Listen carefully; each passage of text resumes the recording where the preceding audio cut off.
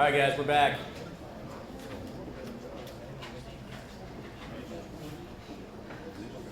So what I did was, immediately after that, I said, okay, we're going to do something different because they didn't have any questions.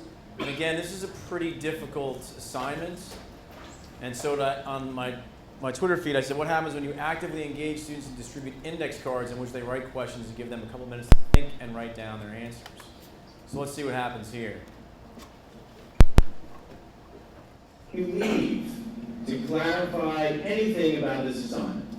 Take about 3 to 5 minutes to write down questions. If you don't have any, don't write on the index card. I'll just use that for another class, okay? 3 to 5 minutes. So now what you see is you give them time to think, and I walk around with my phone and I record them. Probably 12 or 13 of them are now writing questions down. That guy's no question. That girl, no question. She's looking on her computer. 1, 2, 3. Nothing. Nothing here. She's thinking 4 on her phone. 5, 6, 7, 8. Up in the front is 9.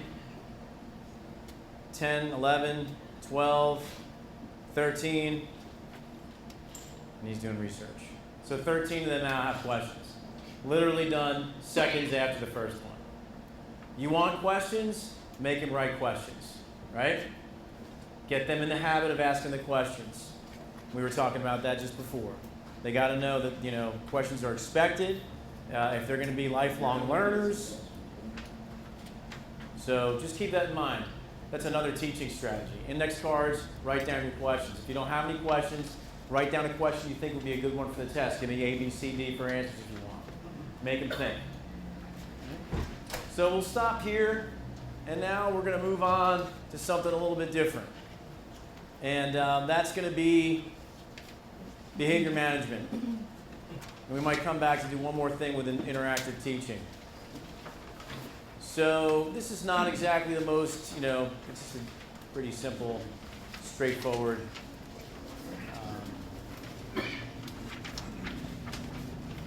presentation.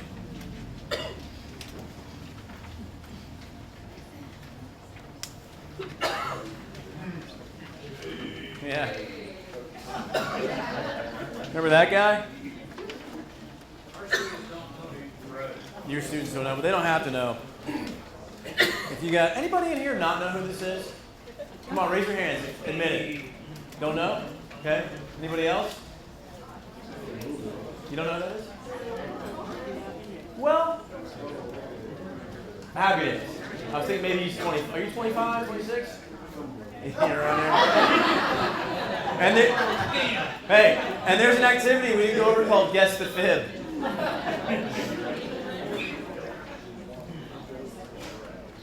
So on page 12, not quite page 14, there's a question I'm going to ask you to answer. All right. So I loved Happy Days growing up. I was probably 5 or 6 when it first came out, and Fonzie was my favorite character. And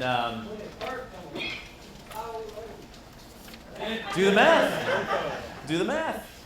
Came out somewhere in the 70s.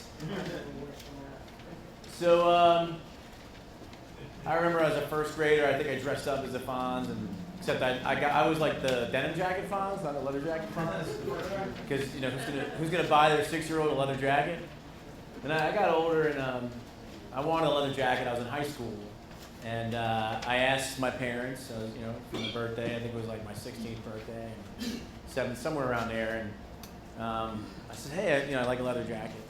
And I got to thinking about this at some point when I started thinking about how this can apply to this workshop.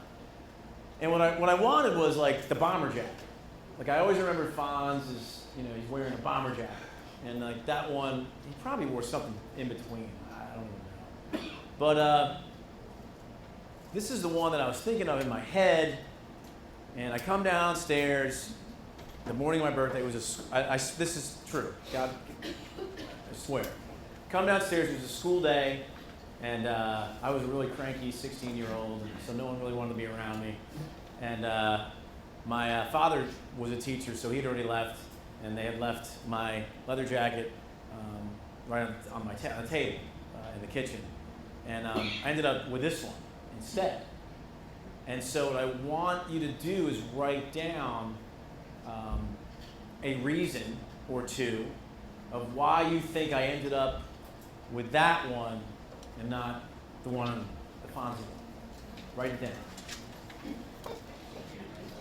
Okay, guys, so I had some of you circle your answers, right? Up here or here in the hat, what was, you circled something?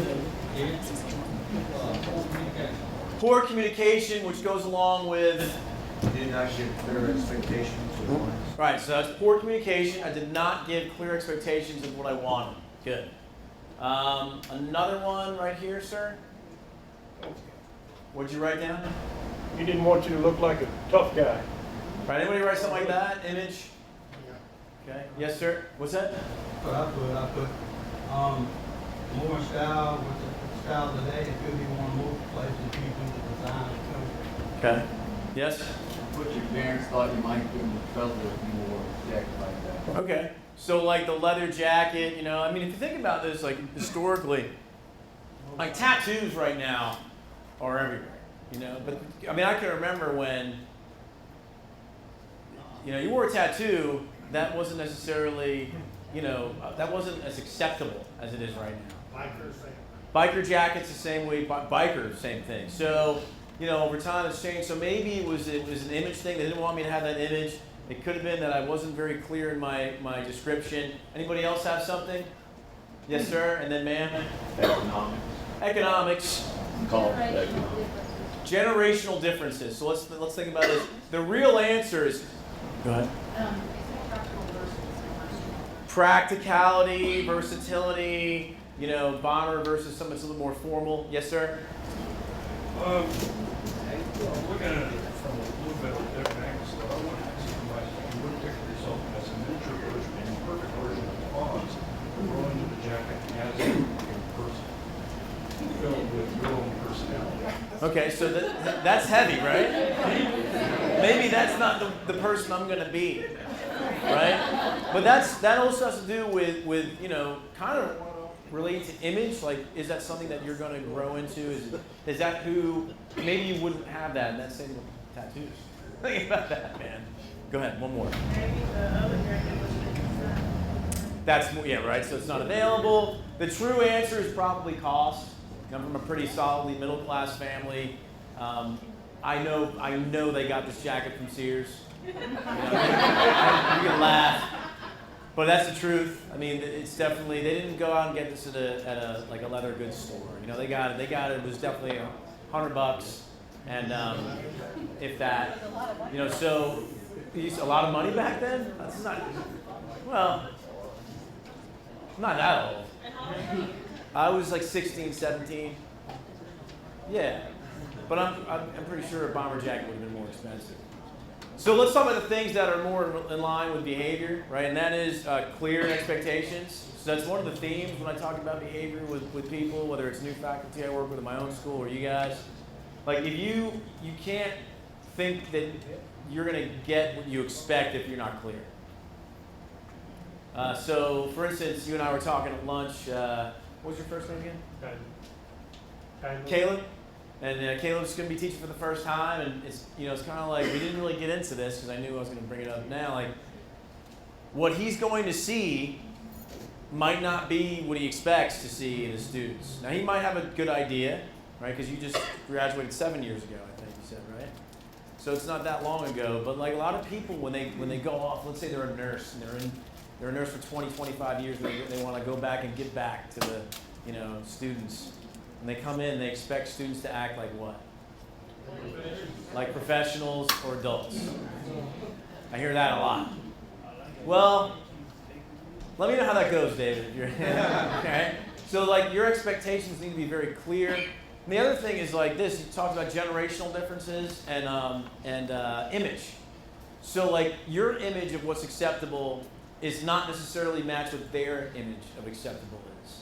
even if they're 35 and they're students. Because most of these folks are not coming in to get retrained. Most of my students that I see at my college are coming in as a first generation, first time student. Yes, we do have folks that are coming in a second career. You can't argue that. But more often than not, they're going to be, my average age of student at my college is 27. Yours is probably somewhere similar to that, mid to late 20s. And they haven't been professionals yet. So we have to be able to explain the generational differences. Is just, I mean, I look around the room. Some of you folks in here are definitely, you're older than I am, right? What's that? Why?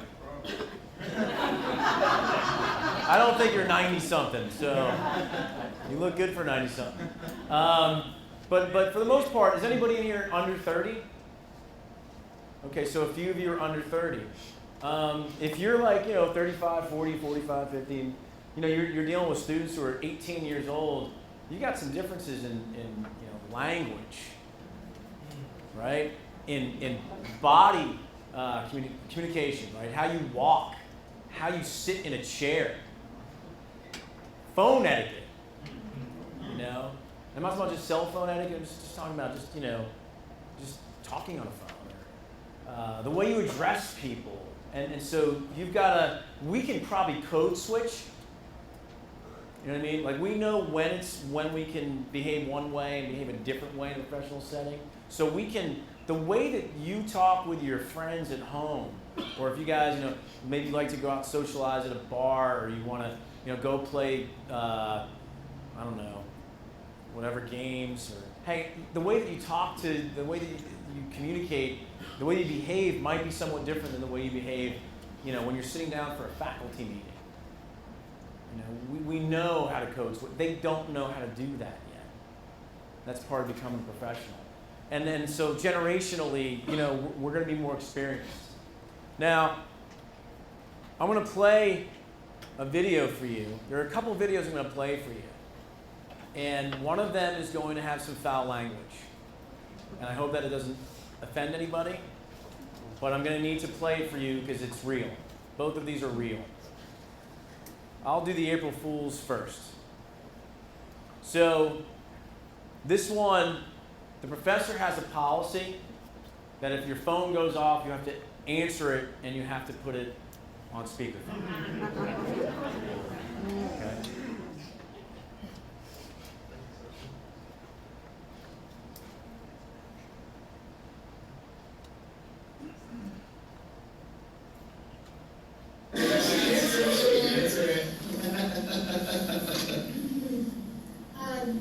Hello? Yes?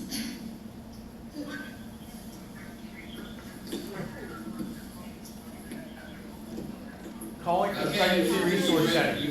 Test results are in for pregnancy. Okay, thank you. Positive.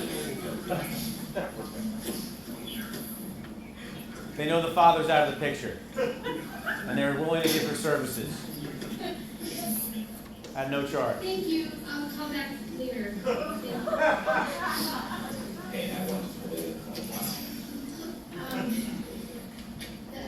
That's okay. I've been expecting this, and I already know what I'm going to name the baby. Just use the April and the middle name.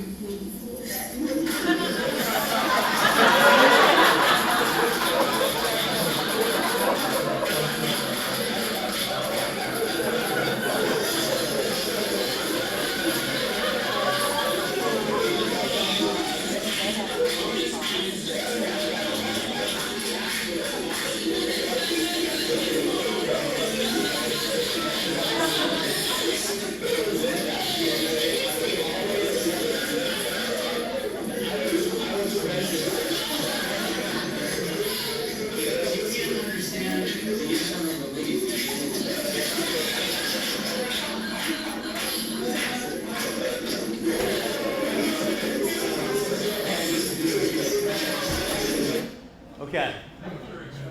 Pretty good, right? You guys understand in the back what was going on? Oh, no.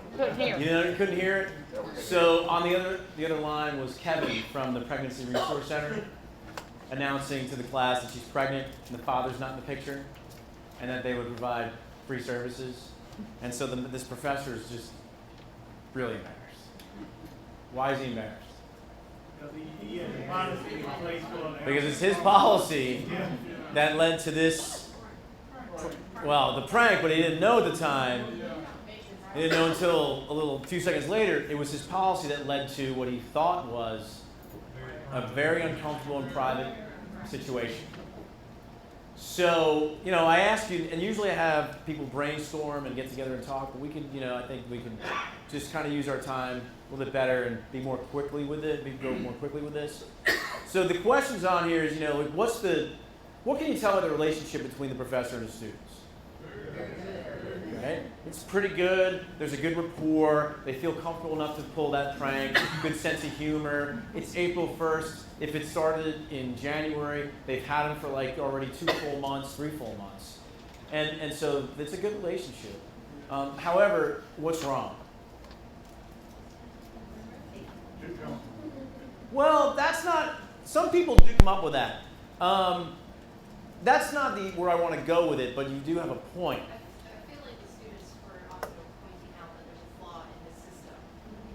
And there is. And so In a funny, subtle way.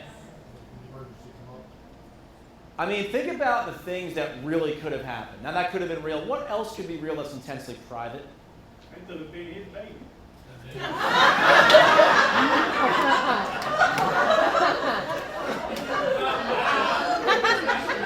Big one. Who said that? All right. Moving on.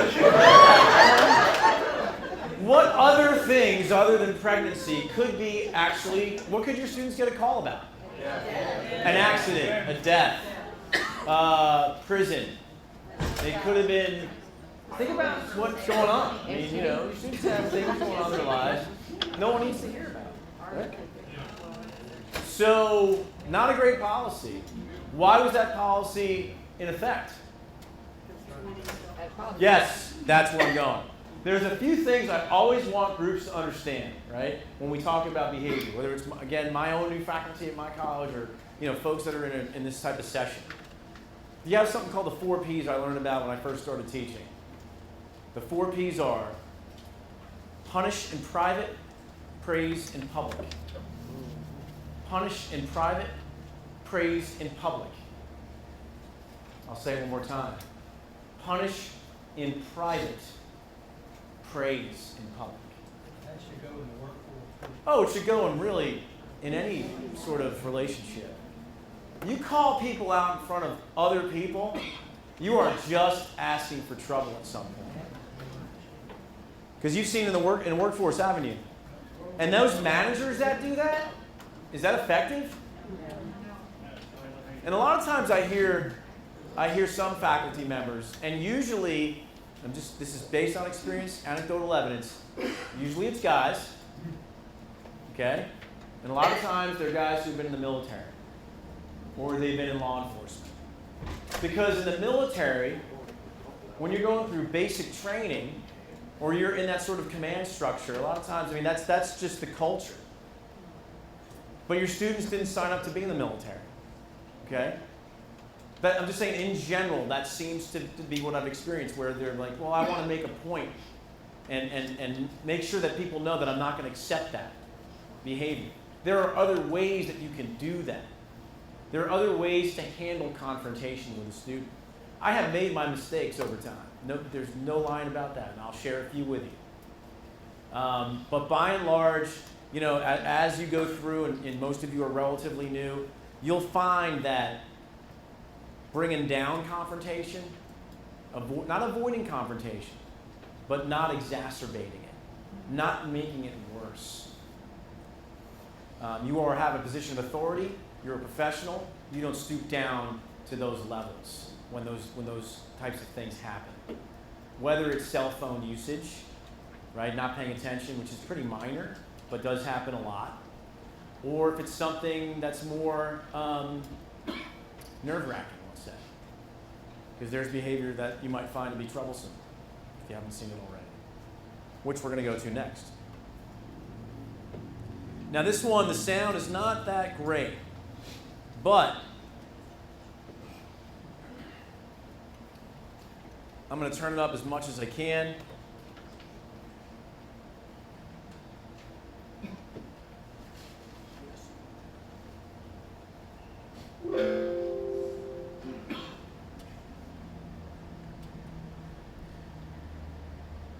You can't hear anything for the first few minutes. I'm going to give you the overview of it.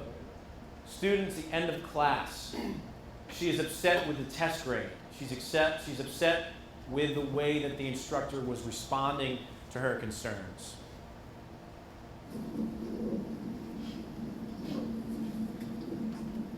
And I'll pause it to make sure you can hear. And I'll have to, if you can't, I'll explain.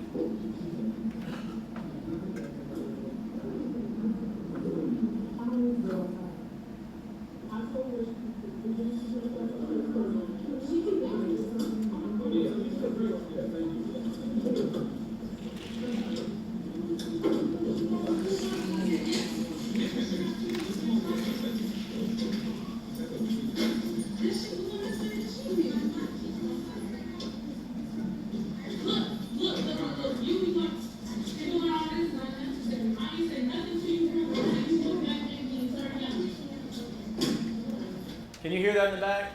No. Okay. What you're hearing is a student saying, let me go back. I'm gonna talk over this a little bit, okay?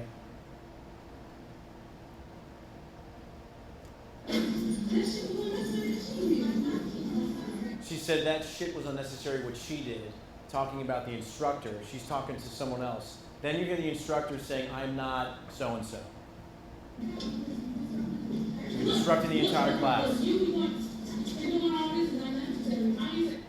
Now the student is telling her, you've been doing this, making like sounds and making faces. That's unnecessary. I'm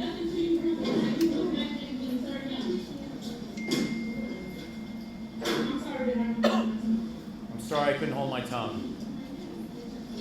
Teacher's saying, if I feel disrespected, I'm going to come right back at you.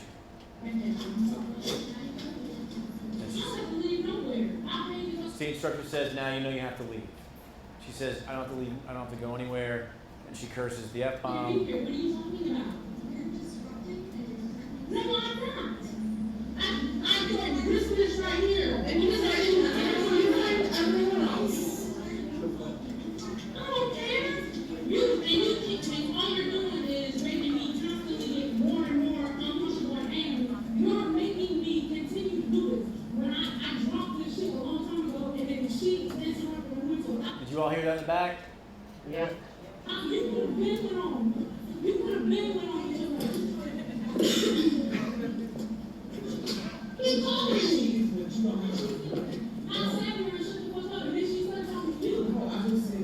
No, fuck that shit. She was just talking to you. She just said something close. Every time I said, that's a long time ago. And then she continued to argue with me. You're missing, now the instructor's saying you're missing the point. You're disrupting the class.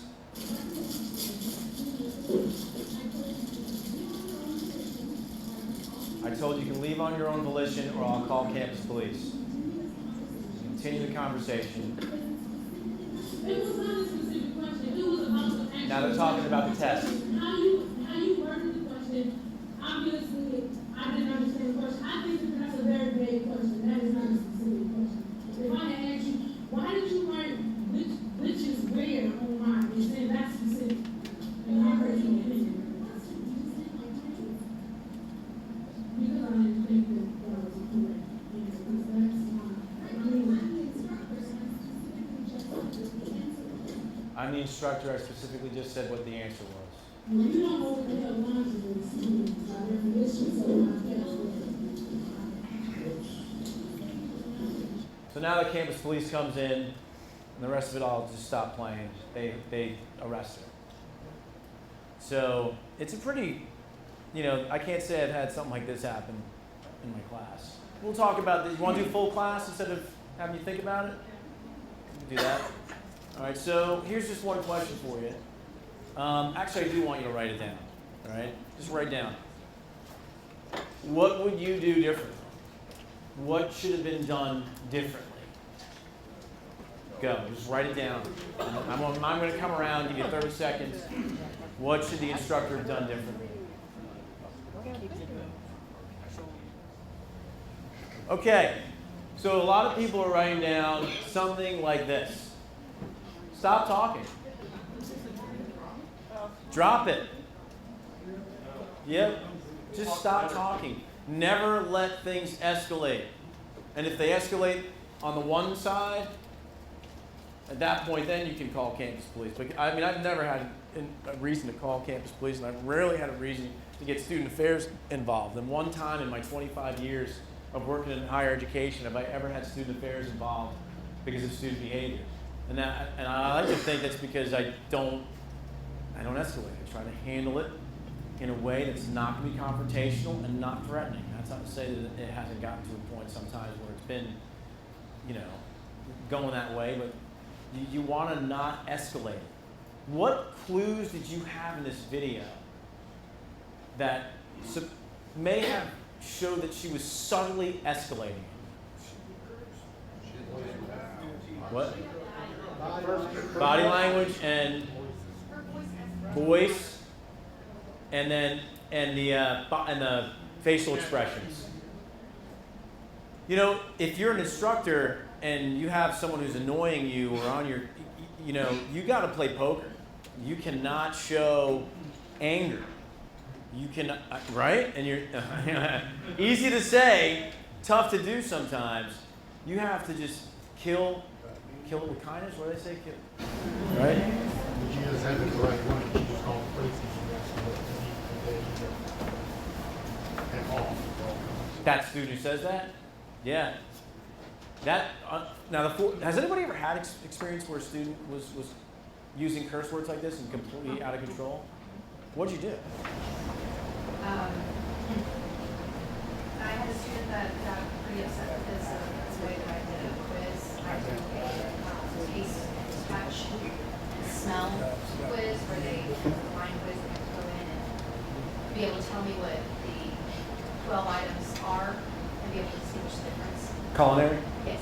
And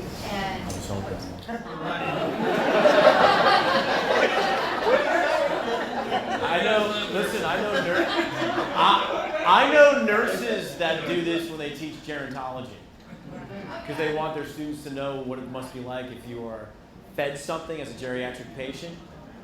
Go ahead. kind of the same Okay. concept. Sorry for. Oh, that's okay. He wanted to argue with me and tell me that the baking soda wasn't baking soda. And he started to get it, and I was trying to get him to stop altogether. And just kept escalating the conversation and actually tried to push the tray, throw all the products all over the floor. And I just sat back and I just folded my arms and just stared at him and let him keep going. And he just stopped and said, "Can we finish now?" And he kind of deflated pretty quickly after that little rant. And I just didn't interact. I even had all the students completely back away and left him standing there pretty much by himself. And when he started to realize that everyone was just stopped staring at him. Did you follow up by chance with student affairs or? I didn't have to really go that far, but I did have him come to my office right after class and kind of. And then you said you had one too? Yeah, I had a student that didn't get mad, he got mad at another student. And it started to escalate when I kind of got in the middle. I told this one, just hold up, turn around. And this one kept going, kept calm him down. And I handled it completely the wrong way. Looking back now, like, okay, What can I have done differently? What could I have done differently? Well, he got to a certain level, and me being as big as I am, I upped that level, humiliated him in front of everybody, got him cowered down. Then, after that, I said, you know what? Let me apologize. I embarrassed you in front of everybody, so I'm going to apologize. And I apologized to him, but then I started pointing out all his good characteristics and what made him a good designer and all this kind of, and built him back up. And then it kind of calmed down from there. But at the same time, the other students were like, yeah, we're not going to do that. Yeah. But you wish you wouldn't have gotten to the point where you built yourself. Yes. Yeah. Yes. Yeah. One more? I'd like to make a point. I had, this was on the job site, I had an employee that called Stephen, I was gonna terminate him. I was every email there was in the book, I stood there just like this and listened to him, didn't say a word. Finally had to get security out there to get him out.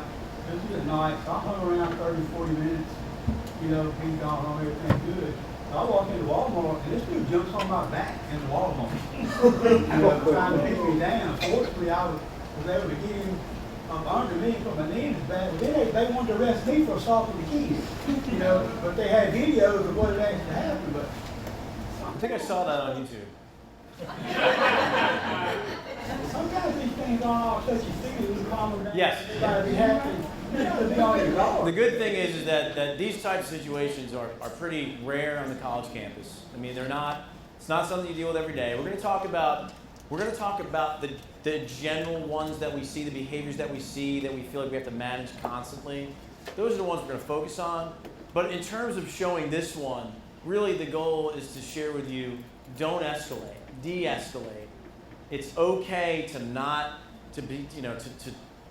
bring down that testosterone, right, if you're a guy. And just to, kill it with kindness. Just be the bigger person. Two more, and then I got to move on. Go ahead. Yes? So what did happen to your finger? I had a student like that. Do you have another question? Okay, go ahead.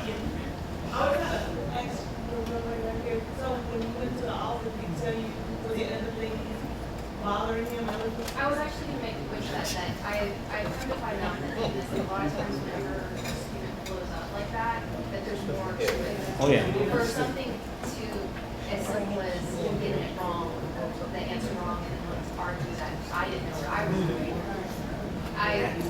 That's why I just didn't engage with it. Yep. It obviously was something else. And that's something else I like to point out too. Another theme, don't personalize behavior. And that really goes for working with your coworkers too. Don't personalize it. Most of the time it's not you, it's them. Okay, go ahead. After that incident, we had a great rapport. We got along great. And then a couple of weeks after, he came to me privately and apologized to me and didn't let me know family circumstances that were going on. So then I talked to him and just talked, and it turned out real good. Well, a lot of times too, you need to use these situations as teachable moments, right? And that's right. And you probably weren't the only one. A lot of us were thinking that too. Like teachable moments. Like here's what we should do next time. I'm going to share something with you in a little while. I give out a file to my students, and it's titled "How to Respond or React to a Grade." Basically, teaching them how to accept criticism, because that's what I find my students have to learn. They're not able to accept constructive criticism, and I teach that in my English classes, every single one. How do you go about asking questions about why you earned a certain grade? This is something they can carry on to their careers as well, because they're going to be evaluated on the job. Here's what I want you to do. I want you to brainstorm for me, okay? This is also going to be on page 12. There's room for you here, okay? Classroom management brainstorm number 1. What are the professional behaviors that you hope are exhibited by your students in a professional setting? So what I mean is, they're graduates at this point. They're your students, but they graduate, they go into their chosen careers, whether it's culinary, whether it's nursing or something health science related, or it could be something in technical skills. They're now working. What are the behaviors you want? So it could be, I'm going to start with 1, on time. You want them to arrive on time. So we're talking about outside the classroom. Write down a list. All right, guys, here's our list. Here's our list.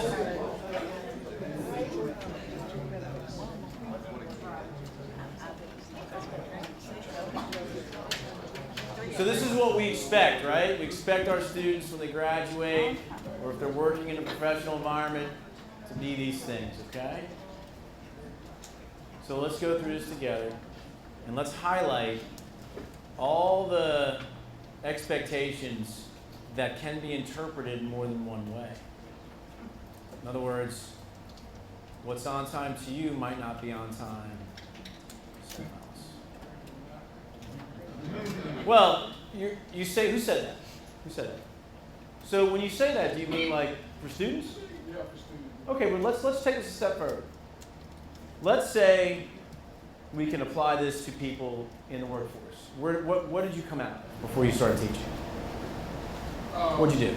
I was a Diesel tech. So you worked for what company? I worked for a tractor. So you were hired, and you had hours where you had to show up and then leave, right? Exactly. What time did your workday typically start? Well, I was a road service guy. My day started anywhere between 4 and 6 in the morning. So like, I guess you were on a service call, and that's when you showed up? Have you ever worked? Typically, I was just 7 to 5. 7 to 5. Did you ever go like to a central location and then you'd wait there for a service call? So you're expected to be there by 7? Absolutely. What time did you get there? 6:55.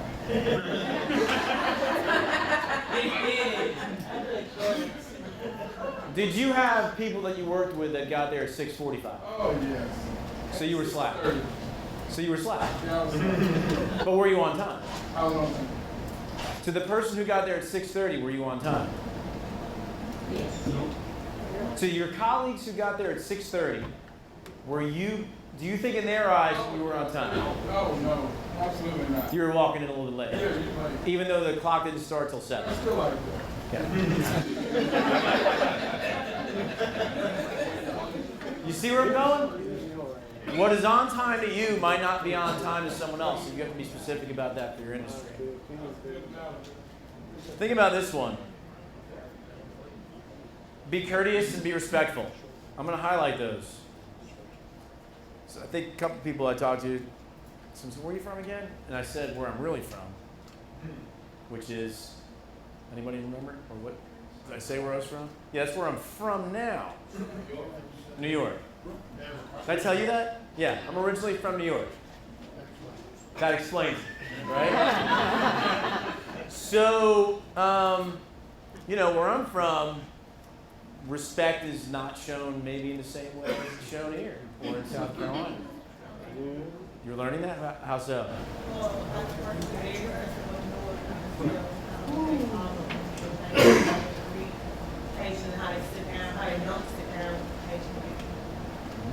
It's just different bedside manner, different. So, for me, this is a simple explanation. I grew up never hearing the word sir or ma'am. Ever. Who does that offend? Anybody would find that offensive if their kids, if kids didn't say sir or ma'am? I would say a majority of you who are born and raised here probably were born, you said sir or ma'am. Did anybody say sir or ma'am to their parents? So, right? So, was I disrespectful because I didn't say sir or ma'am? Right. So, therefore, there needs to be some clarity. Say again? From the state where it's from, because my dad was in the Air Force, we travel all the places and things. But my mom did hear, ma'am, right, you eat chicken. Meaning teeth? Yeah. When I come down here, I expect that from my kids. Right, and I wasn't born and raised around here, but I expect it. So maybe it's not even regional. It could also be just how you're raised, different time when you were raised, generation. So that's important to keep in mind. Someone here put proper attire, but let's look at this one. This right here, if you look at it, can be interpreted in different ways. This one right here, being full uniform, That's a little bit more clear. Like if you have and I know that you guys who teach in like cosmetology and nursing, like, you probably have battles with students, like you gotta be in your scrubs, like what are you doing, right? And so that's, it's a fight, it's part of what you have to be doing. Be at work every day, that's pretty clear. You're at work every day. It's funny, I have also worked in different, I was an administrator for about 3 years, and worked a lot with industry in Georgetown County. And what I've heard over and over was, just give us good humans. Just give us people that will be on time, be at work, be able to pass a drug test. And that's what I was, I heard that. Good human beings, low bar, low bar. But that's pretty clear. Good time management, this is something that's got to be taught. I'm going to go ahead and put this in a let's see here, that highlight. The freshman orientation class that I teach, we have that as a unit, time management. And it doesn't mean it's going to, carry on, but at least they're being taught that. We'll get back to integrity. Be organized, again, this is probably something that can be interpreted in different ways. The way you organize your garage is probably not the way mine is organized. Be a good listener. Talk about this one for a second. What does that mean? We have at my school people who go for the technical degrees, the forestry, natural resources, nursing doesn't have to, but some of the other health programs, electrical engineering, golf course technology, like probably 2/3 of our course of our majors have to take 155 and 160. We teach listening skills in one class meeting. And after that, they're expected to be able to have good listening skills. So what we've done is, y'all know what a QEP is, right? You will. QEP is Quality Enhancement Plan. You know what SACS is? Brandy, you know what SACS is? Caleb, do you know what SACS is? Oh, you newbies. What's SACS? It's the Southern Association of Colleges and Schools, Commission on Colleges, SACS-COC. So you have to have a QEP. Our QEP is EPIC, Effective Professional Interpersonal Communications. This is like, it's a gold mine for me. It means so much because my college is now, as of last year, we're going to teach professional, interpersonal, and communication skills throughout all classes. So that way, good listening skills is not something that we're just going to rely on the English instructors to teach in one class, in one course. So, you got to remind yourselves, like, they might not know what good listening is. You have to teach that. If you expect this, then you have to teach it. What's professional language and jargon? Cosmetology, who else teaches cosmetology? Just one person? You do as well? Okay. So, what's the jargon? You got to continually, no, you have to use this term. Give me a term, like 90-degree haircut, right?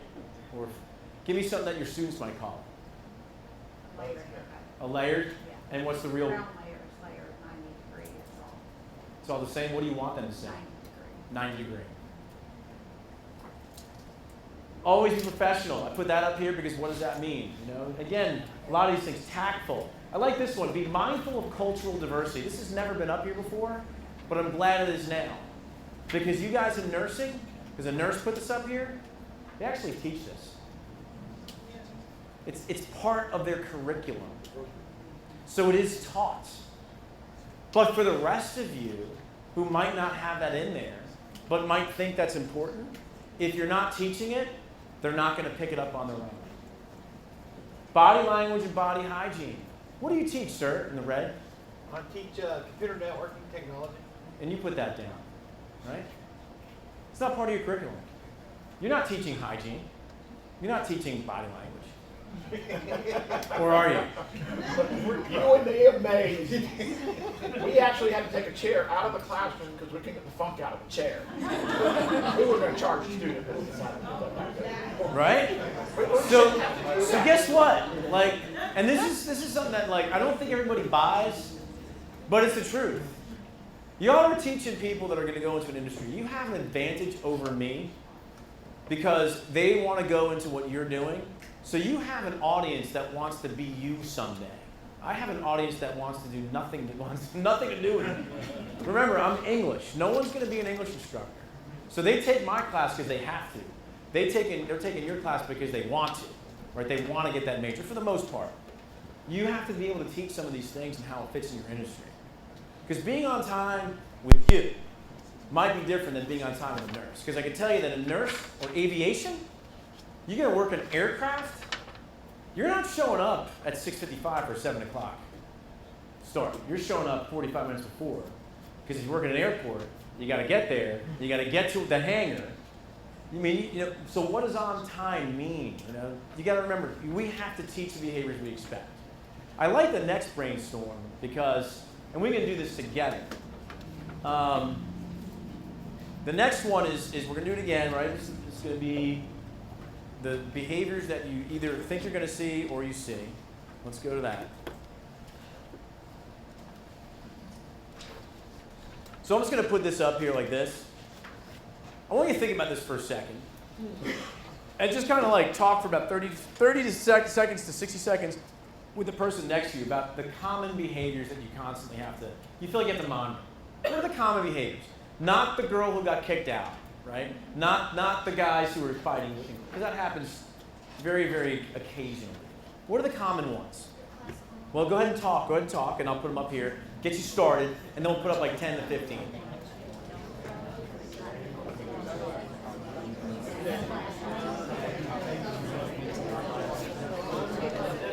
Okay, let's do this now. I'm going to create a list here with you. This is going to be right here. We'll start it. And I'll just go like from back row to the front row. Let's see here. Go here.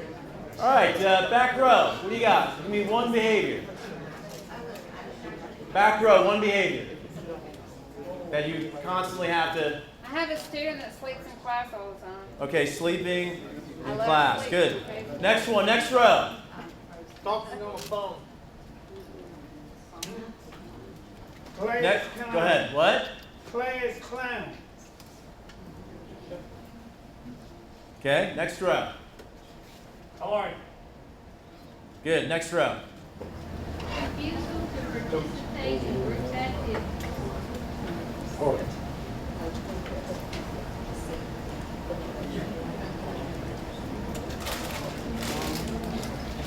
Next row.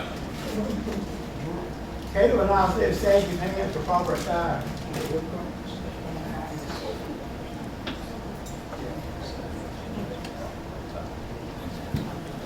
You even got chastised. Okay. Next one. Next row. Last minute homework assignment. Next row. Next row. Under the influence.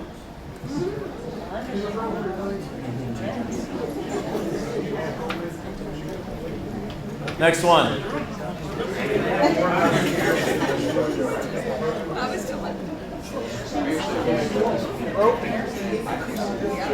Next one.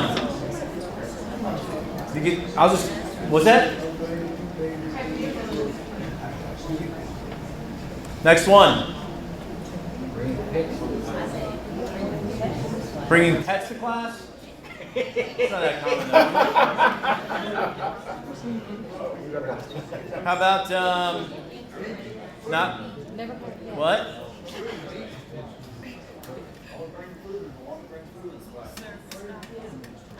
Oh, yeah.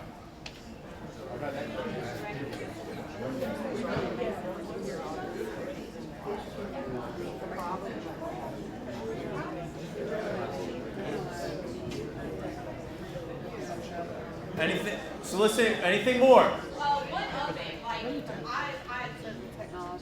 trying to know more than the instructor. Constantly being like, oh, well, actually. I got the know-it-all. Good, good. Hey now. This is a good list. Anything else? You guys said hygiene, didn't you?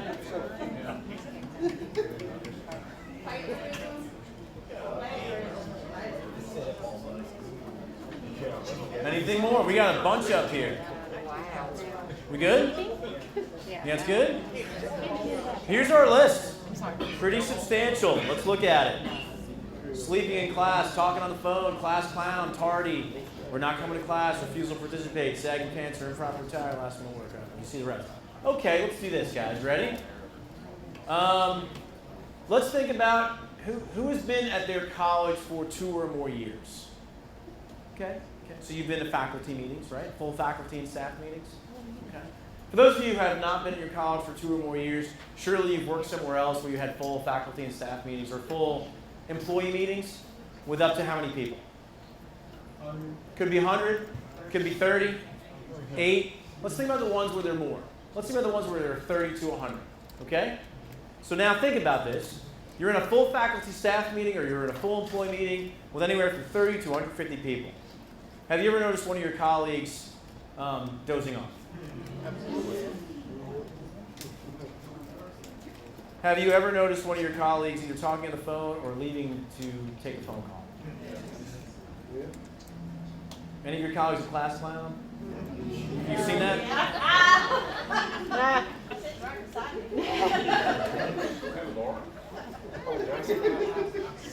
Any of your colleagues coming in late to the meeting? Any of your colleagues refusing to participate? Some of you are saying yes. Any of your colleagues in an improper attire? You've seen that? Any of your colleagues do last minute work? Any of your colleagues text while they're in the meeting? Any of your colleagues talking during the meeting? Any of your colleagues using inappropriate language? Any of your colleagues know it all? Any of your colleagues do this? Do you see where I'm going? What am I now kind of shown to you to be unfortunately true? What kind of behavior are we talking about?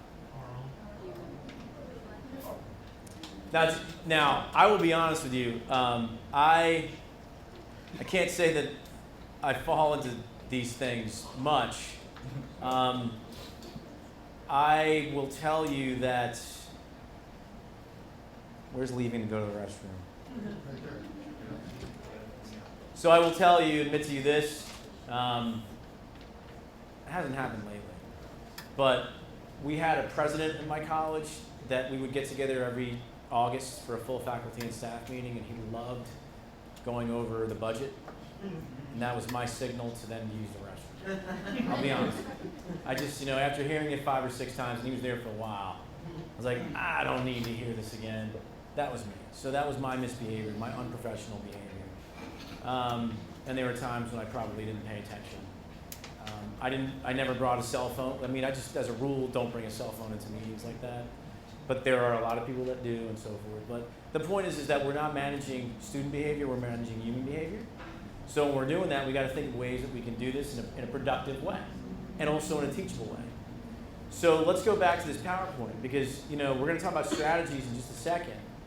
But here, we'll go back to the show and take a look at this research. This is, even though it's from 2006, it's not dated.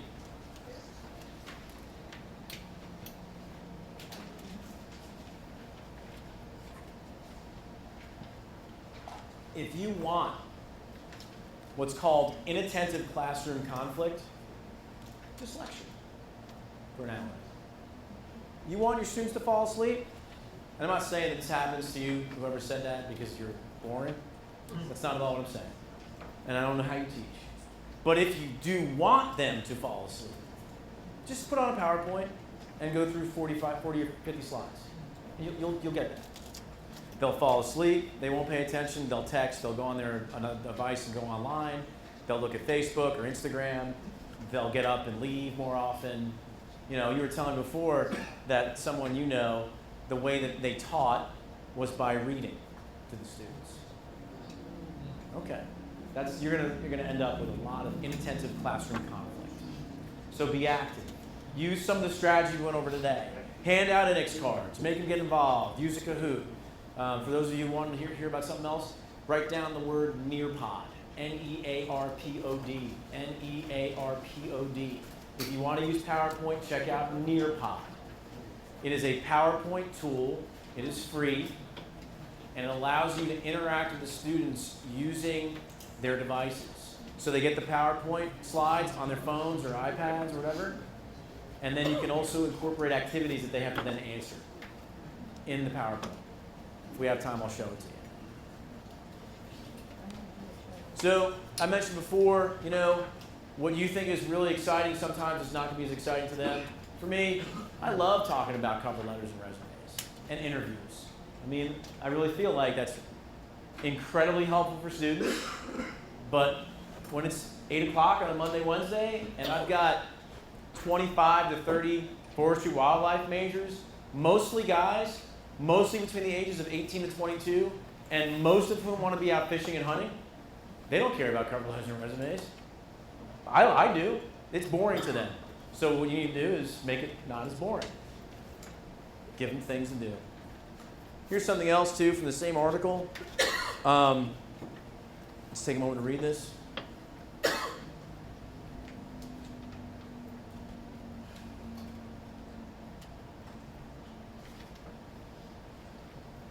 If you want to have more resistance with students, then don't appear as if you care. Don't communicate respect. We're going to talk about this, right?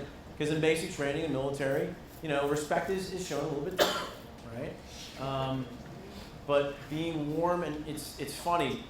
I know this isn't a millennials, Generation Z conversation, but I do, in a different presentation, I incorporate this couple quotes. One is a radio interview. You all know Kevin McHale? Who's Kevin McHale? Played basketball for what team? Celtics. Right. Then he became he became a coach, and he was a general manager. And he was being interviewed by Mike and Mike about 4 or 5 years ago. And they asked him about the generations, the different generation now playing basketball. You got Generation Z and millennials. Xers are way too old to play basketball. So McHale was talking about how, as a coach, when he played for the Celtics with Larry Bird and Robert Parrish and Dennis Johnson, and their coach was Casey Jones, there was no discussion about what play you're going to run. There was no discussion. There was just, you did what the coach told you to do. And McHale was talking about how now, as a coach, you have to go in and talk to players like, oh, how are you doing? How's your family? And like literally have to have more personalized conversations, individualized to the players. Just different. And so, communicating that respect, although some of us are, Generation X, I don't know if we have any boomers in here, but the way, that's right, you told me already before, the way that you were taught, the way that your teacher spoke to you, majority-wise, is different. So we got to communicate this warmth. I want to talk to you about this. And I know I'm lecturing, right? But and again, I have to lecture. There's got to be some of it. I can't have you guys just brainstorm and play games the whole day. So, anyone here ever hear of the guy Malcolm Gladwell?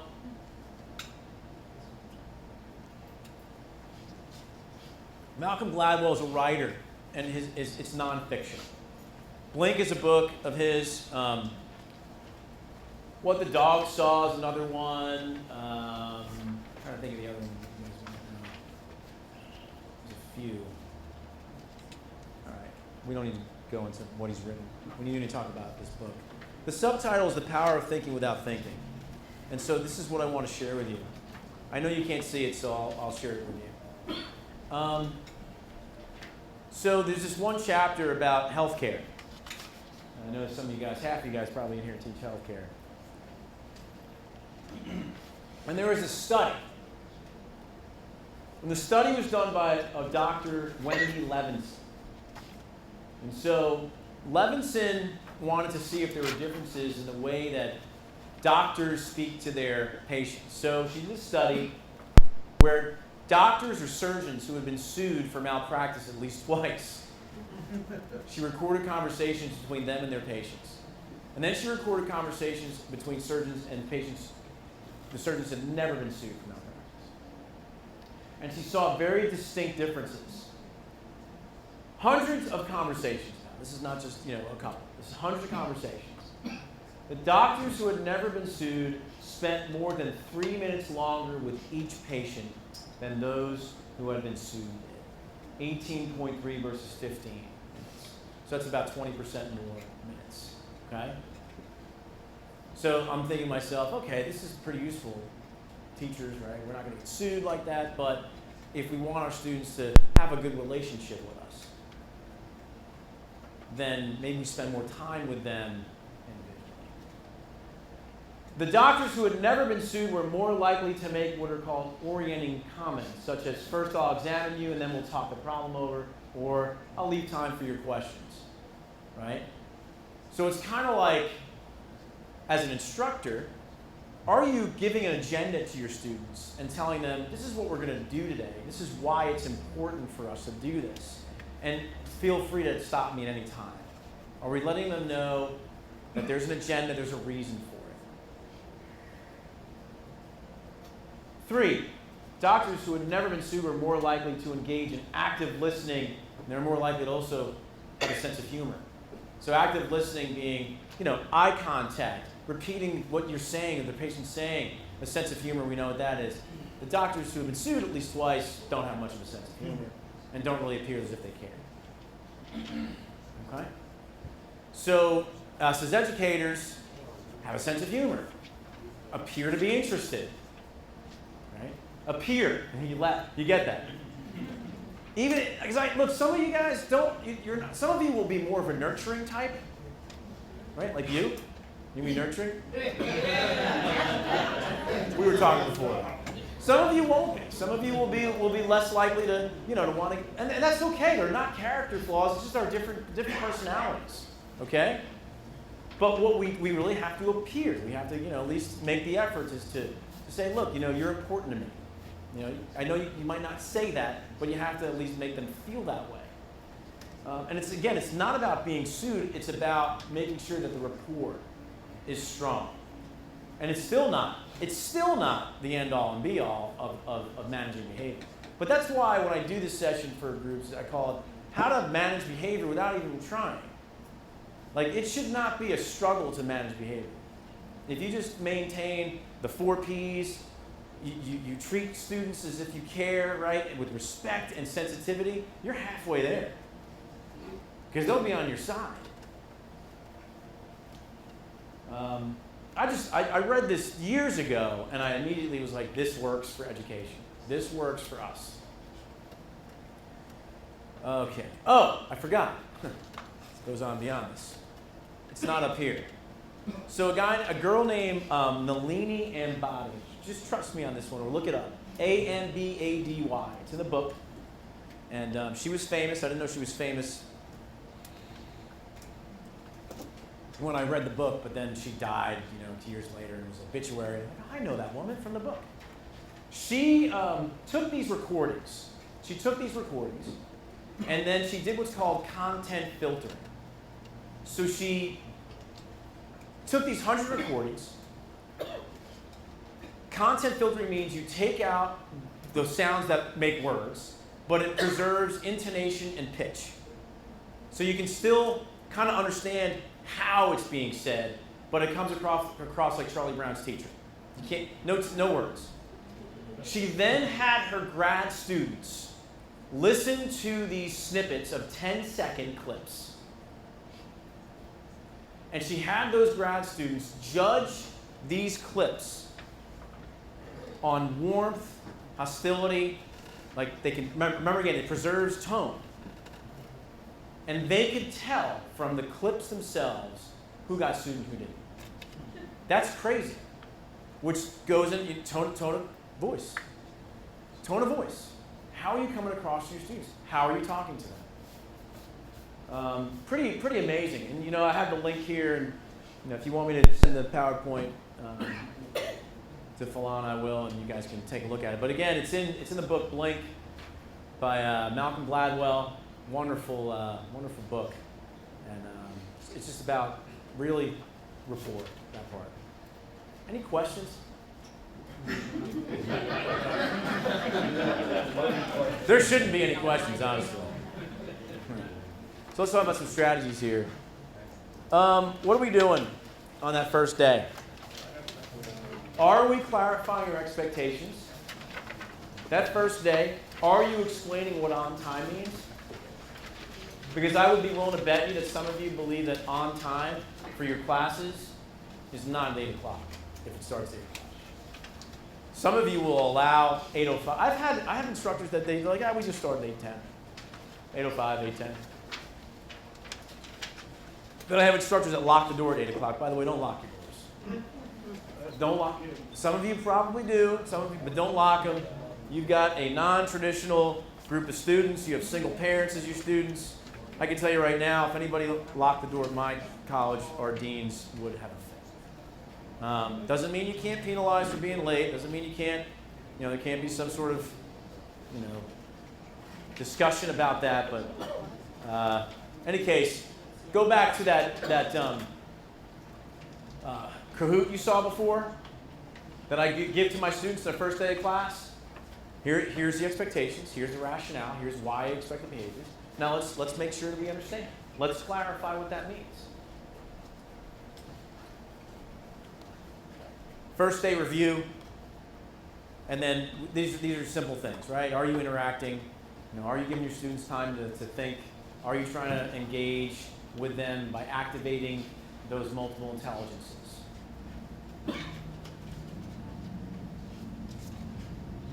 Close proximity is another really easy tactic. You guys, I have that list up here, we can put it back, but you guys came up with a ton of stuff. If you've got the sleeper, or if you've got, let's say these two are playing footsie, right, and they're talking to one another. All you gotta do is just, most normal people will stop doing what they're doing if you come over and you're just teaching from here. If he's texting or he's on his device, that is a really simple way and subtle way to just stop the behavior when it's happening.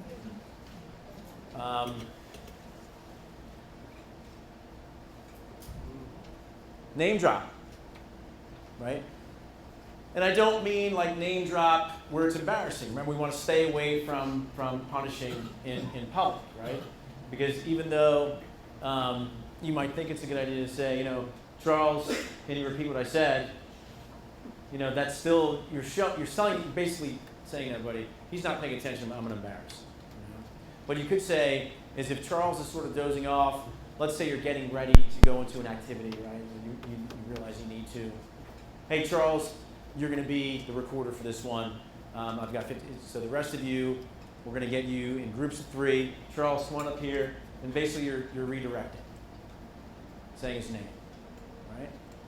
Or, hey, Ward and I let's say Ward was tired, right? He's working a 3rd shift, but he and I were talking before class. Let's say, hey, Ward and I had a great conversation just saying the name Ward.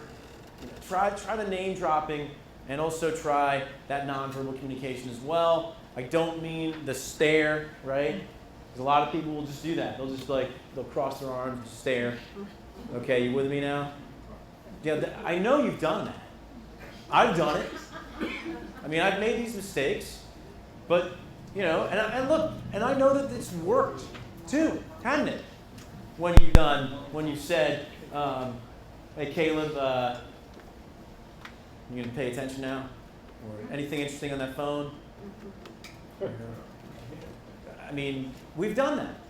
And it's worked, but I put worked in quotations, air quotes, because what you're doing is you are subversely affecting the relationship between you and that student. Yeah, he stopped the behavior, but then he also thinks that you're, what. So nonverbal communication can be something as simple as like shutting the lights off,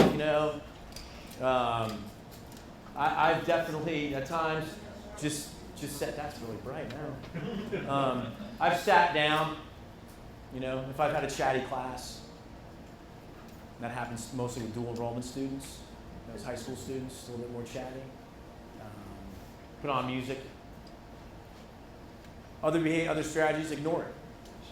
You can ignore behaviors.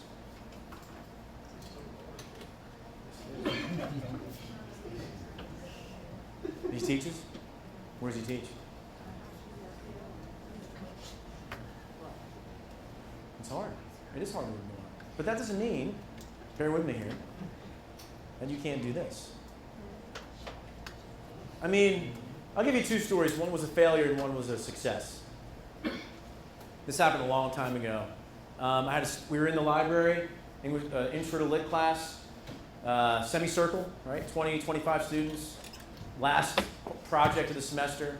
This guy, Josh, I was like 28 at the time. Josh was probably 22. I'm a Yankee fan. He's a Yankee fan. He's from New York. I'm from New York. We had a good rapport. Josh, unfortunately, earned D's on his papers. He didn't do very well. And so we're in the library. We're going over the project, the research project, and he's chatting. He's like where you are, chatting with the girl next to him. Can't believe I got another D. You know, this guy's so unfair, you know. And you know, I can hear him. And so I was like, hey, Josh, if you have any questions about your grade, just see me after class. Just like that. And so then he looked at me and he said, was I talking to you? So I was like, oh my God. I'm like, oh no. And I get, you know, I'm like, now my palms are sweating. I'm like, I didn't say anything. I was just, you know, for like 2 seconds. He said, I didn't think so. But he didn't say it like that, right? And I'm like, oh my God. I was like, well, just see me after class. And then I went on. I'm sure my voice was shaky. And then he left. And then the next class meeting, I was working with the students in the library on the computers. He comes over to me to get help, and I'm like, Josh, I'm not working with you until I get an apology. He's like, yeah, right. And then he left. So, but here's the thing, okay? I made a mistake. Now, I'm not. Don't think that I'm saying that Josh's behavior is acceptable, because it's not. If you go through the list of what we just had up here, what could I have done? I could have ignored it, or going back on the previous one, what could I have done? I could have name dropped. I could have said, I did name drop, but it was more direct. I would think there's probably something else I could do. What's that? Talk to them in private, but that's this. What's about on the previous screen? Close proximity. Close proximity. All I had, there were no rows of chairs between me and Josh. Like, I could have just walked over and just kept on talking. He would have stopped. There's no way he would have kept on talking had I walked 5 steps closer to him. I could have ignored it. I could have just done nonverbal communication. I could have just stopped.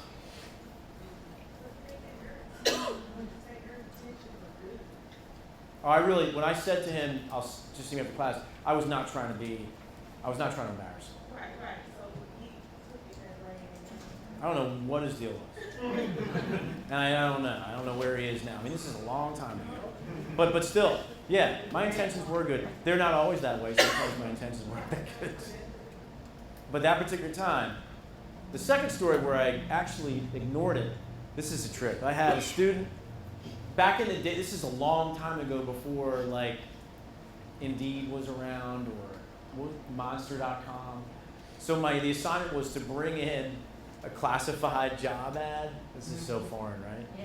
And the students would have to bring in the ad and that they were going to write their cover letter for. And a lot of times they would come in with like the newspaper right before class and get it out of the newspaper. So one of the students brought her newspaper in with her. And during my PowerPoint, right, we're going over cover letters, she read the paper. She was in the back row and I couldn't see her face. And the monster in me wanted to just go over there and rip that paper out of her hands and just, because it's disrespectful. But I did not do that. I ignored it, let it go. Eventually the paper came down and she participated, but it was like 5 to 7 minutes. So at the end of class, I invited her up to the front. And then I told her, what I thought. Probably would change the language a little bit, but I did say, well, I didn't curse or anything like that. I said, do you know why I kept you after class? She said, no. I said, well, when you had the newspaper up in front of you, I said, that was really disrespectful. And I said, if you ever do something like that again, I will embarrass you in class.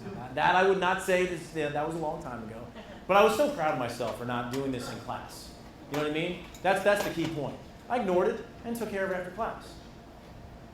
Would I change some of that? Sure. But there's a lot that you can do with behavior, right? You don't have to respond to everything. Handle it later.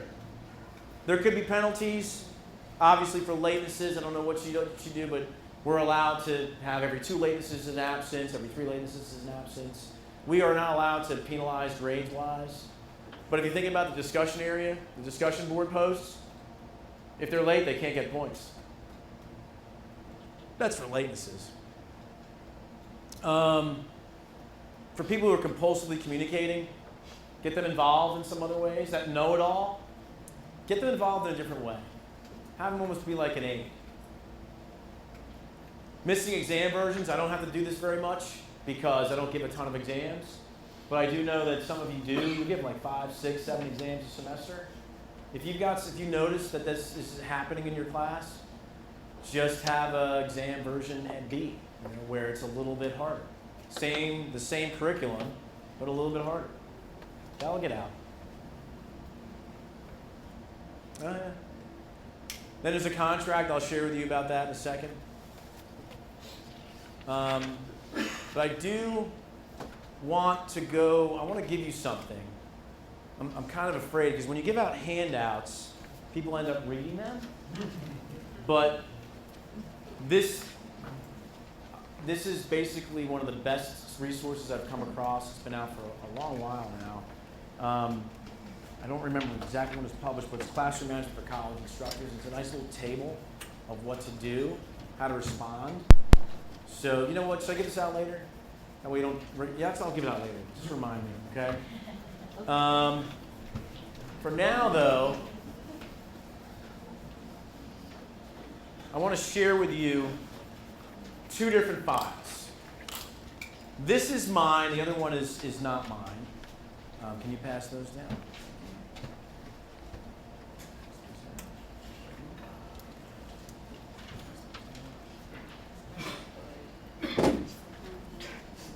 Trying to give off some body language for a break. Yeah.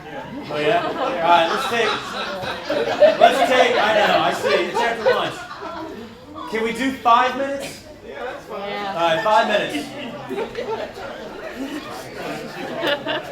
I mean, if you got feelings. Thank you. Okay, so I want to explain. These are so you have to think about behavior. Another theme for this, right? Think about behavior as part of your curriculum. You are responsible for teaching behavior. That's what that means. You are responsible for teaching the technical skills. If you said you're CDL, right? You teach CDL classes? Yeah. Electrical. Who's CDL? Someone does CDL. They teach, yeah, back here, okay.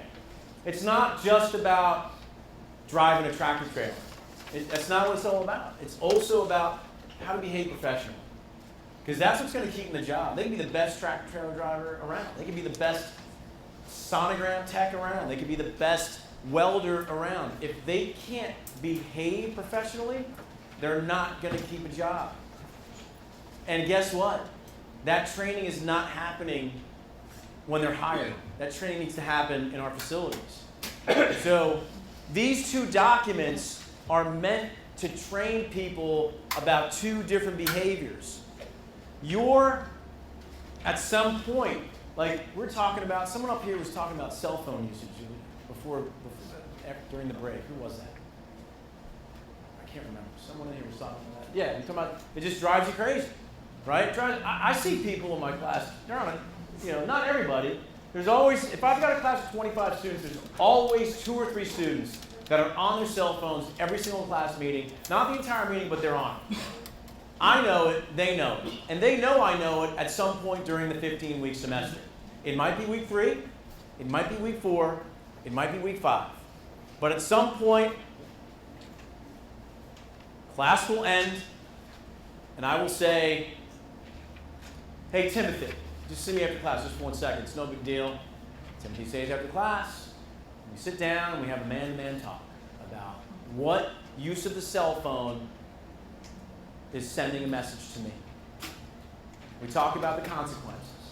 When you do that, if I'm your supervisor and it's a meeting, am I going to keep you employed?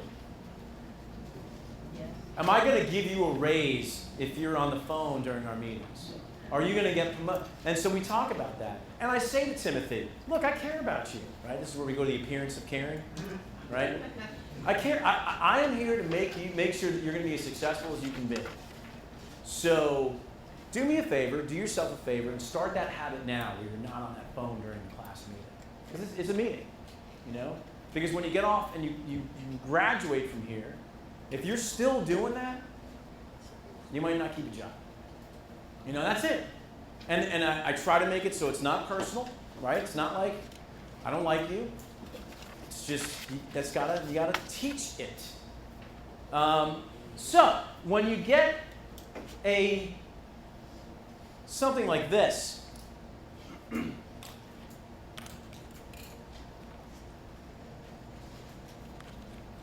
going to hand this out. As soon as I give it to you, start working on it. Choose one of these bullets. This is a dress code expectations that's been, I have had this for several years now. It's a culinary. Anybody else culinary? Just because you're culinary doesn't mean you can't change it. Each of these establish a rule, but what they don't establish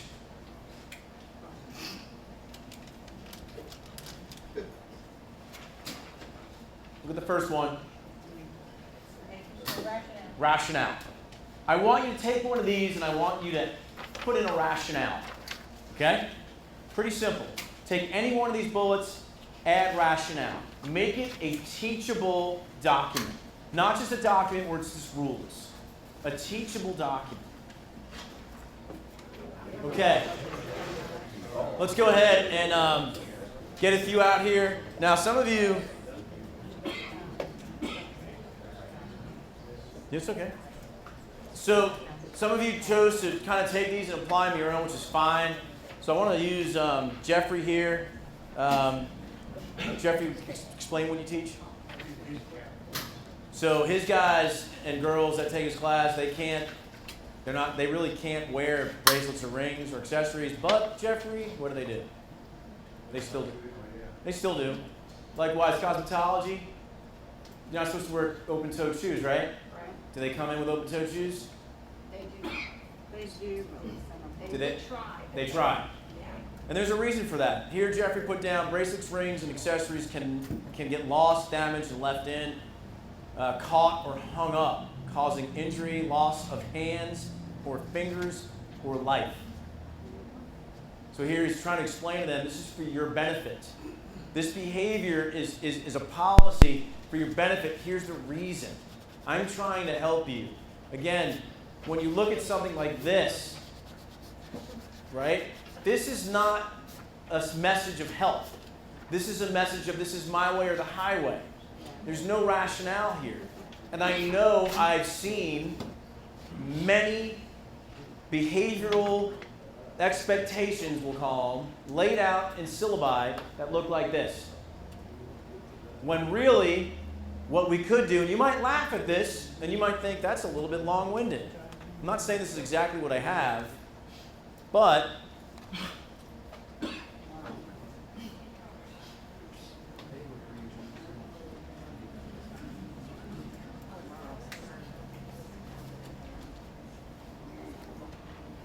can you read that back there? That's understandable. Understandable. But that's why we have this conversation. Another thing that I do and for me, texting is probably the biggest thing that I see. You know, device usage is the biggest problem behavior. I have no problem at the end of class, once every few weeks, saying if I see issues, like, hey, look, I just want to reiterate, we have this in the syllabus, we went over the first day about texting, my expectations. You guys got to remember, and again, like it could be this guy and that girl right here, that both are the serial texters. And I'm not going to look at them. I'm not going to say, hey, remember, I'm just going to talk to everybody and say, you know who you are. I see it. Your classmates might see it, but I just want to reiterate, when you do that, you just got to remember, if you got that 79.8 at the end of the semester, just like a boss isn't going to give you that promotion, that raise, your instructor might not give you that B. I'm just saying. Literally, that's my act. And does it get through? It might get through for a couple days, and then they might forget and go on to their routine. But at least I'm trying. At least I'm going back to this right here. I'm preparing you for work. I'm the boss. What are you relating to me when you do that? It's the same thing with why can't I get off the day of work? That one, but this one can be improved, right? That's a great way to improve it. Let me hear another one. How about culinary? Which one do you think comes off as sort of like militaristic or? She's like, this is what I have. So, for me, what I mostly would about white agents, that to me is kind of like your first impression for anyone, especially if you're going to go into the industry. It's just to a lot of my students that when you have to walk out and do a table touch or you have to talk to someone, as a chef, you have to be in a presentable appearance because you are representing the entire kitchen. I just want to work at TGI Fridays.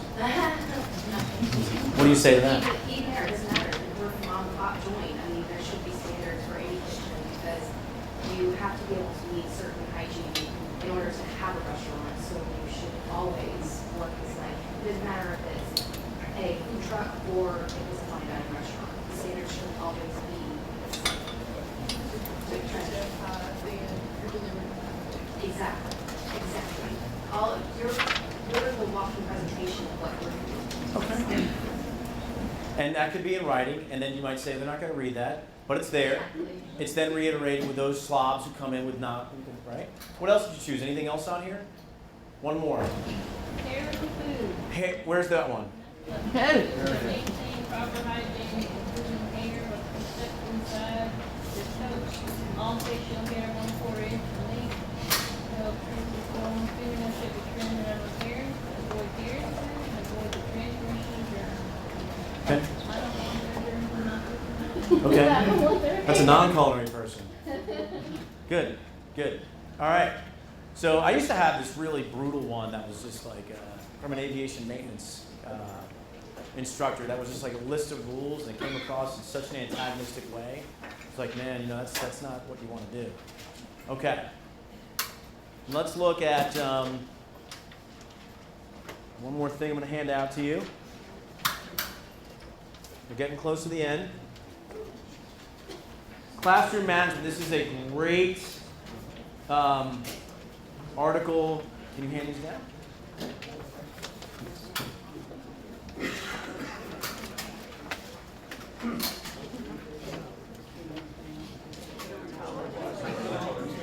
Okay.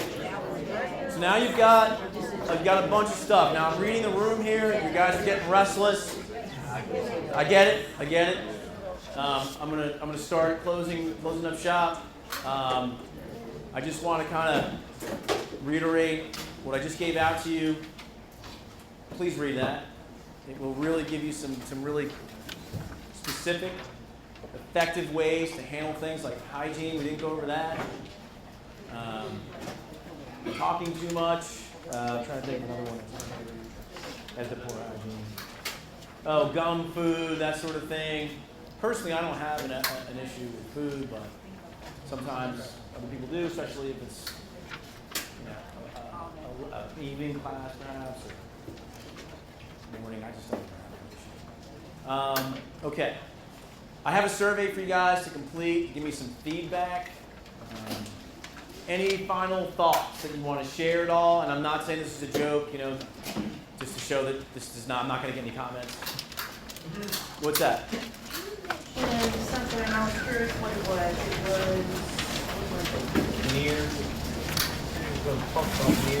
A Nearpod. Nearpod. Okay. Let me show you something real quick.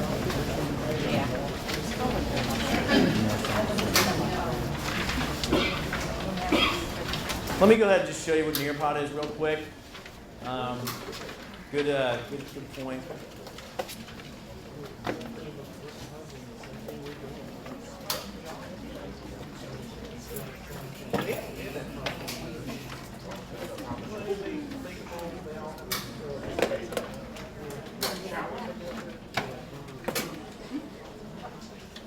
look up here for a sec. Nearpod is a free. There's also a paid version. It's an app. Your students don't have to download the app. You don't have to put the app on your device. Nearpod.com or something. Account. What it is you upload your PowerPoint into it. So this one right here, and you don't have to log in. What happens is it becomes a live lesson. With the free version, you can only do live lessons. You can't do student-paced. So it comes up here. You can email them the link. You can put it on social media. You can put it through Remind. Does anybody know what Remind is? Remind is a text app that you can use to communicate with your students. I know we didn't go over that. It's not part of this session, but if you want to know more about that, feel free to email me. And if anybody wants a card, I'll give you my card. It's a pretty cool little app that lets you communicate with students. Anyway, you put this up. They come into class. They have their phones. They go to nearpod.com. They put in that. They log in. It says join a class. They put that code in. They put their name in. And then here it is. It's live. This is your PowerPoint. The PowerPoint, none of the animation shows. So if you have it animated, where like different things come up with the bullets, that's just the way it is. And you go through and you're lecturing. And so here, in this particular lesson, I'm going to be talking about meetings and the writing process, getting agendas prepared. So I asked them to describe in one word an adjective. Meetings are. And so the students, I might have 15 to 20 students there, 25 students. Some will put down boring. Some put down necessary. Some will put down ineffective. Some, so I'm looking for how they feel about meetings. Now then I get into, okay, let's talk about the effective meeting. How do you run an effective meeting? And I'm lecturing here, I'm talking about what's your purpose, that sort of thing, all blah, blah, blah. I'm lecturing here. And then we're going to review this table on page 51. And then true or false. We communicate without speaking. So this pops up on their phone, and they're answering on their phone. So they have the PowerPoint slides going to their phone. They may or may not be taking notes with a notebook, but they've got this on their phone, and they're answering those questions. Describe how a nonverbal message can be misinterpreted. So I'm incorporating these activities in with the content. Here's another slide that I'm going to lecture. Talk about facial expressions, talk about gestures and posture. Then we get to these tasks, what I call PCR. And I'm lecturing. Still lecturing, right? So I have, in this particular one, most of my activities are in the first part of it, but that's what it looks like.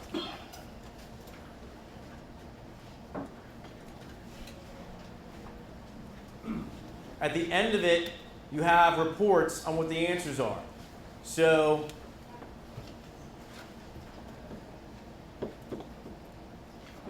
here,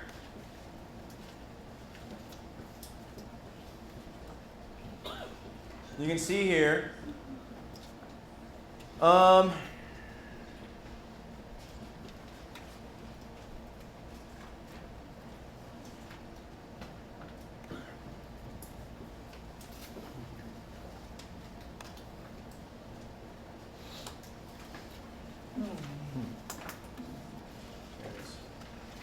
so look at the persuasive message. Let's look at this report here. So here I get a report. I can download the report, get a session view, and I get to see my students and their answers. So it's similar to Kahoot in terms of the response rate. I can see what they're answering and see what they put down. And then if I need to go back with them and say, hey, look, during this presentation, you didn't really answer a lot of questions. You're paying attention if I want to have a meeting with them. If they got a couple answers wrong, and I'm like, do you remember what we talked about in terms of, in this case, persuasive message, pathos and ethos and logos, logic, emotion. So it allows them to follow the PowerPoint on their device and also interact with you on their device. It's something to look into. Yes, if they are in a lab, if you're in a lab, or if they have a laptop, same thing, as long as they have an internet connection. Yes, so when you're going through your PowerPoint, you've got it up here, you can hide the names while the answers are coming in. And then if you have like these, if you don't want them to be seeing what their classmates are writing, you just put it on auto mute, the AV mute, put it down, and then you bring it back up. You can go over the answers then with everybody. All right. The free version, again, you can have 20 what I call Nearpod presentations, right? So 20 total. Once you hit 21, you can't. You have to delete some. Another thing is these. If you have like a 75 slide PowerPoint show, which you shouldn't, but if you do, you're gonna have to kind of divide that up into like 3 or 4. If it's heavy with pictures, the bigger the file size, it might not fit on there. Okay. But it is a pretty cool tool. Other questions? Anything you can do to interact with your students is going to help you manage their behavior too, guys. Getting them involved really cuts down on that cell phone usage, the not paying attention, the side conversations. Okay. All right, so let me, any other thoughts? And I'm glad you brought that up. Anything to help? Okay. So what I have now is the survey. And, Falana, if you could just collect these, that'd be great. We can give these to Falana. And I'll hang out for a few minutes. Appreciate your participation today. You guys are awesome. Really great group.